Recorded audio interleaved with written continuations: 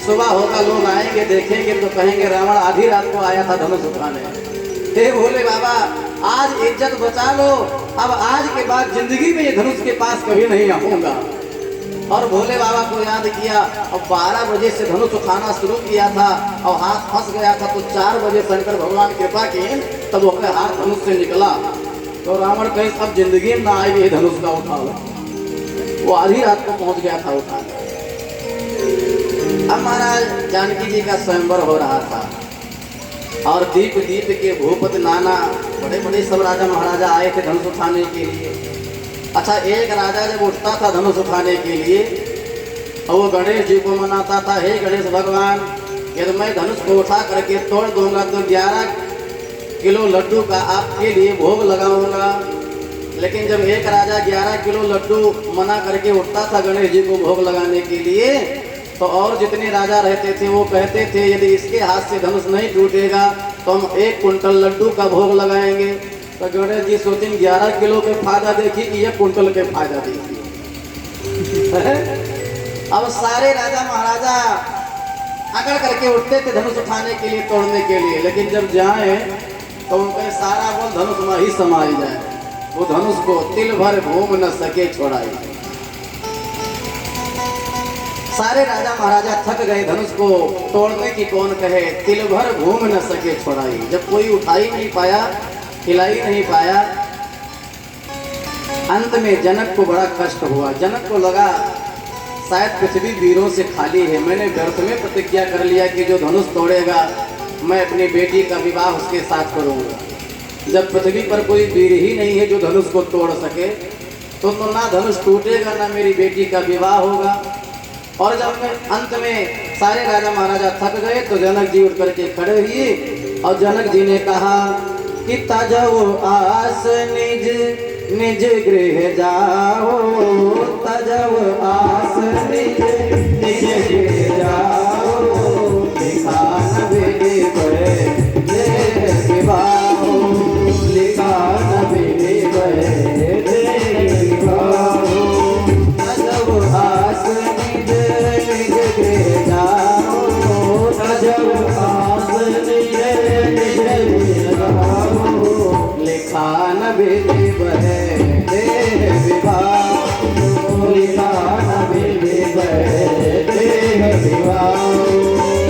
लगता है ब्रह्मा ने जानकी का विवाह नहीं लिखा है। अरे ब्रह्मा क्या जानकी का विवाह लिखेंगे, ब्रह्मा तो भगवान के पुत्र है ना। वो तो ऐसे हुआ कि कोई लड़का अपने मम्मी पापा के विवाह का वीडियो कैसेट देखता है और कहा हमारे वहाँ फोटो का है ना ये। एक लड़का अपने मम्मी पापा के विवाह का वीडियो कैसेट देख रहा था, वो रोने लगा।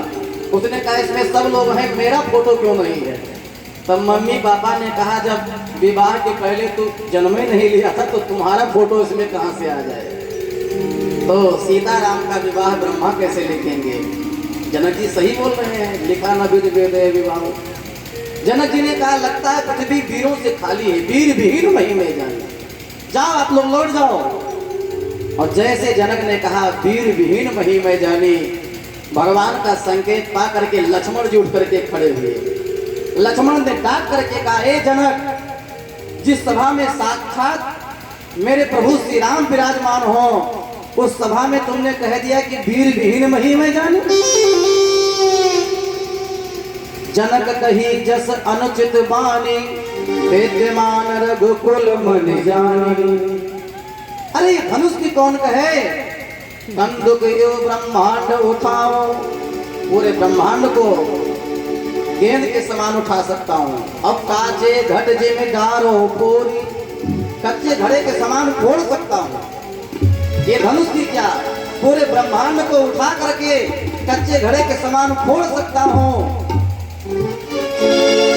किसी ने लक्ष्मण से कहा कि कच्चे घड़ा से क्यों कह रहे हैं, ऐसा क्यों कहा कि कच्चे घड़े के समान फोड़ सकता हूँ। लक्ष्मण ने ये क्यों नहीं कहा कि पक्के घड़े के समान फोड़ सकता हूँ।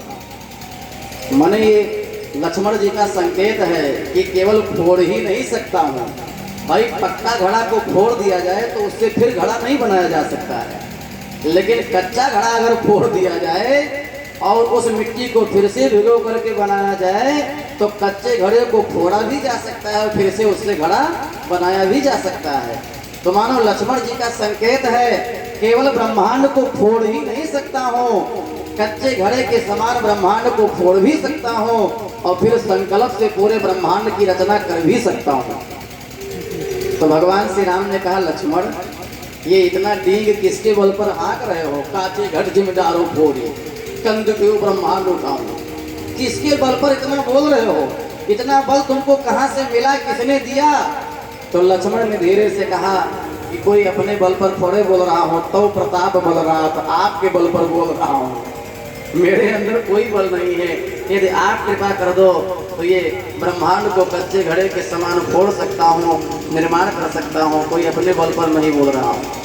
अच्छा, भगवान श्री राम ने लक्ष्मण को संकेत किया, लक्ष्मण बस हो गया, तुमने अपना जो दिखाना था तड़क भड़क दिखा दिया, चुपचाप बैठ जाओ, आगे वाला काम हमको करना है।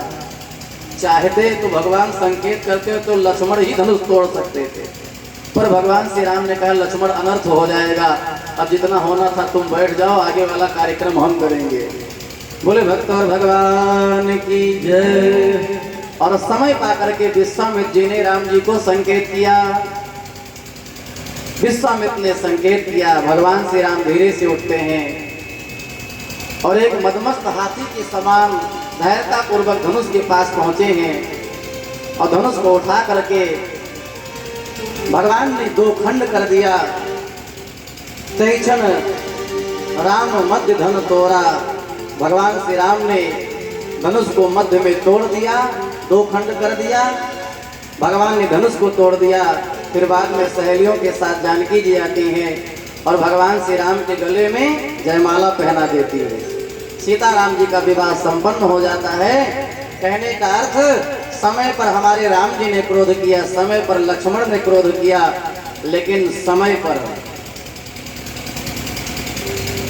तो काम क्रोध लोभ ये तीनों जरूरी है, लेकिन समय पर इसको अपने अंदर रखना है, संभाल के रखना है।